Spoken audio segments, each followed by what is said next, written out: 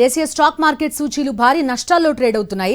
సెన్సెక్స్ 73,000 పాయింట్ల దిగువకు పడిపోయింది. ప్రస్తుతం సెన్సెక్స్ 1000 పాయింట్లు నష్టపోగా నిఫ్టీ 290 పాయింట్లు నష్టపోయి 21,746 వద్ద ట్రేడ్ అవుతోంది.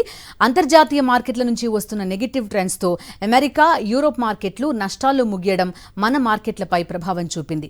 హెచ్డిఎఫ్సి లాంటి బ్యాంక్ ఫలితాలు నిరుత్సాహపరచడం మరింతగా మార్కెట్లను కుంగదీసింది. రియాలిటీ 1.29%, మెటల్ సూచీలు 1.27% నష్టపోతున్నాయి. బ్యాంక్ సూచీలు 2.83% నష్టపోతున్నాయి.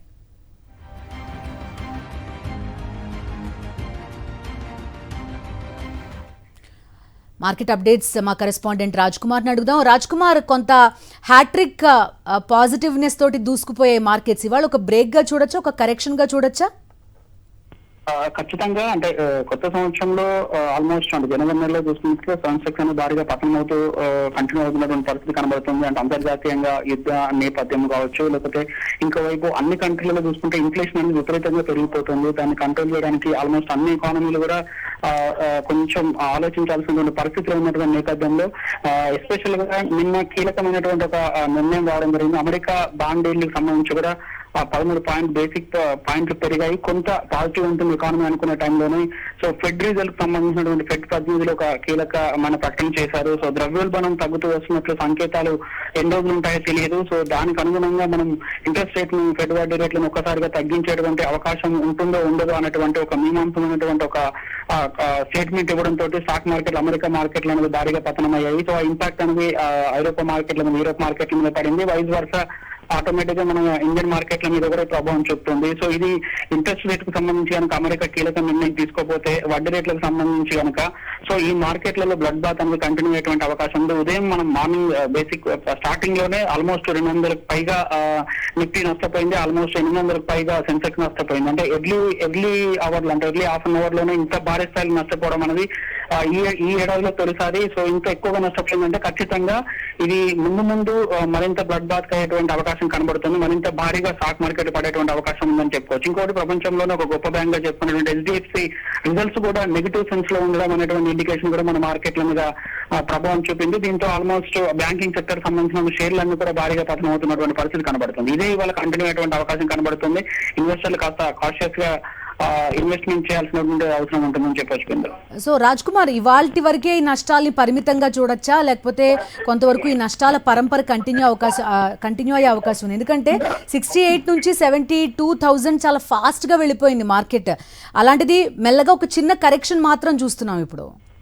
ఖచ్చితంగా మీరు అన్నట్టుగా అంటే 71,000 అంటే లాస్ట్ డిసెంబర్ లో చూసాము. సో ఒకసారి జనవరికి వచ్చేసరికి 73,000 ప్లస్ లోకి వెళ్ళి ఆల్ టైమ్ రికార్డు ఉండడం జరిగింది. సో అది కొంత కరెక్షన్ తీసుకుంటుంది అన్నట్టుగా తెలుస్తోంది. ఎందుకంటే నిన్న మొన్న చూసినా కూడా ఆల్మోస్ట్ కొంత మార్కెట్ లో పతనం అనేది కంటిన్యూ అయింది. 73,000 నుంచి 72కి వచ్చింది. ఇది 71.5 అంటే 71,500 దగ్గర కొంత నిలకడగా ఉండేటువంటి అవకాశం ఉన్నట్టుగా చాలా వరకు ఎక్స్పర్ట్స్ చెప్తున్నటువంటి సిచ్యువేషన్ ఉంది. కాబట్టి కొంత కరెక్షన్ పీరియడ్ గానే చెప్పుకోవచ్చు. ఇది ఇంకా 2-3 రోజులు కంటిన్యూ అయ్యేటువంటి అవకాశంగానే కనబడుతోంది.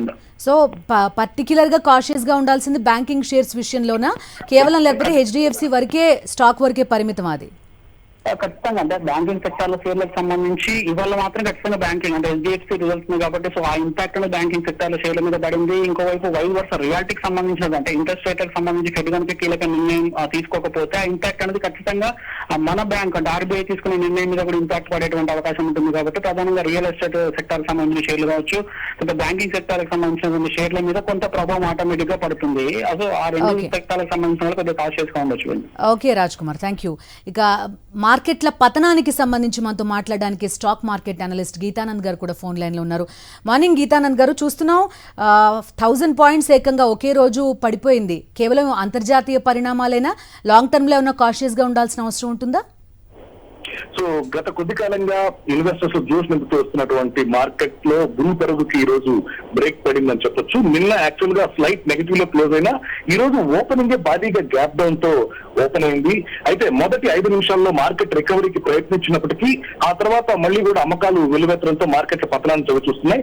ఇందులో ప్రధానంగా బ్యాంక్ ఇండెక్స్ మార్కెట్ ని నెగటివ్ లో లాగడానికి ప్రధానంగా కారణం అవుతుంది. HDFC ఇచ్చినటువంటి రిజల్ట్స్ ఇన్వెస్టర్స్ ని అంతగా అలరించలేదని చెప్పొచ్చు. దాంతో ఆ స్టాక్స్ సంబంధించి సెల్లింగ్ ఎక్కువగా ఉంది. అలాగే HDFC విషయానికి వస్తే దీని వెయిటేజ్ కూడా ఎక్కువ. సో ఇది కనుక ఒక్క స్టాక్ పతనమే మిగతా 4-5 స్టాక్లు న్యూట్రల్ గా ఉన్నా కూడా ఇది భారీగా లాగేస్తుంది మార్కెట్ ని. సో అంత హెవీ వెయిట్ పతనం కావడం ఈ రోజు మార్కెట్ లో నెగటివ్ కి కారణం అవుతుంది. అందుకే నిఫ్టీతో పోల్చుకున్నట్లయితే బ్యాంక్ నిఫ్టీయే ఎక్కువగా నష్టపోయినటువంటి పరిస్థితి మనం చూస్తూ ఉన్నాం. కేవలం ఇండెక్స్ లో మనకి ఒక IT సెక్టర్ లో మాత్రం గ్రీన్ గా కనపడుతుంది. అలాగే మీడియా ఈ రెండు మాత్రమే గ్రీన్ గా కనపడుతున్నాయి. మిగతా మేజర్ సెక్టర్స్ అన్ని కూడా భారీగా నష్టపోయినటువంటి పరిస్థితి చూస్తూ ఉన్నాం. ఇందులో ఫైనాన్షియల్ సర్వీసెస్ 3% పైన నష్టపోతే బ్యాంక్ నిఫ్టీ విషయానికి వస్తే బ్యాంక్ నిఫ్టీ దాదాపు 3% పైన నష్టపోయింది. ప్రైవేట్ బ్యాంక్స్ లో 3% పైన నష్టాలు నమోదు చేసినటువంటి పరిస్థితి కనపడుతుంది. అలాగే గ్లోబల్ గా వస్తున్నటువంటి క్యూస్ కూడా అంత సానుకూలంగా లేకపోవడం మార్కెట్ పతనానికి ఈ రోజు కారణమైందని చెప్పొచ్చు. అయితే ఈ కరెక్షన్ మాత్రం హెల్దీ కరెక్షన్. రీసెంట్ గా మనకి మార్కెట్ లో పెద్దగా కరెక్ట్ కాలేదు. ఈ అవకాశాన్ని ఇన్వెస్టర్స్ లాంగ్ టర్మ్ ఇన్వెస్ట్మెంట్ కోసం దిద్దుబాటులో అయినటువంటి స్టాక్స్ ని కొనుగోలు చేయడానికి ఇంట్రెస్ట్ చూపించవచ్చు. గీతానంద్ గారు 68 నుంచి 73,000 కి చాలా ఫాస్ట్ గా వెళ్ళిపోయింది మార్కెట్. మీరు అన్నట్టుగా ఒక మంచి కరెక్షన్ గానే దీన్ని చూడాల్సిన అవసరం ఉంటుందా? ఈ నష్టాలు ఏమైనా లాంగ్ టర్మ్ లో కొనసాగే అవకాశం ఉంటుందా? యాక్చువల్ గా మనకి బడ్జెట్ లో కూడా ఈసారి పెద్దగా మెరుపులు ఉండవు కాబట్టి బడ్జెట్ దాకా కూడా మార్కెట్ లో కొంత ఆచితూచి వ్యవహరించేటువంటి అవకాశం ఉంది. మనకి ఫిబ్రవరిలో మనకి బడ్జెట్ ఉంటుంది, కేంద్ర బడ్జెట్. సో అలాగే ఈ లోపల కొంత ప్రాఫిట్ బుకింగ్ కూడా జరిగేటువంటి అవకాశం ఉంటుంది కాబట్టి ప్రస్తుతానికి నిఫ్టీ కానివ్వండి, సెన్సెక్స్ కానివ్వండి ఈ స్థాయిల దగ్గర ఒక 1000 పాయింట్స్ అటు ఇట్లు సెన్సెక్స్ మూవ్ అయ్యేటువంటి అవకాశం ఉంటుంది. పెద్దగా కరెక్షన్ కి గురి అయ్యేటువంటి అవకాశాలు లేవు. మనం ఇన్వెస్టర్స్ లో ఎక్కువ చూసేది నిఫ్టీ ఇండెక్స్ కాబట్టి నిఫ్టీ సపోర్ట్ లెవెల్స్ చూస్తే ప్రస్తుతం నిఫ్టీ 21,738 దగ్గర ట్రేడ్ అవుతుంది. నిఫ్టీకి 21,660 దగ్గర స్ట్రాంగ్ సపోర్ట్ ఉంది. ఈ రోజు కనుక ఆ సపోర్ట్ స్థాయిని నిలబెట్టుకున్నట్లయితే కొంత మళ్ళీ అప్ సైడ్ రావడానికి అవకాశం ఉంటుంది. ఒకవేళ 21,600 స్థాయిని కూడా కనుక కోల్పోయినట్లయితే వేగంగా 21,100 స్థాయిని పరీక్షించేటువంటి అవకాశం ఉంది. చాలా నేరో బొలింజర్ బ్యాండ్ విషయం గురించి చాలా నేరోలో ట్రేడ్ అవుతున్నాయి. సో బొలింజర్ బ్యాండ్ బాటమ్ ని టెస్ట్ చేసేటువంటి అవకాశాలు ఉన్నాయి. ఓకే అండి, థ్యాంక్ యూ గీతానంద్ గారు.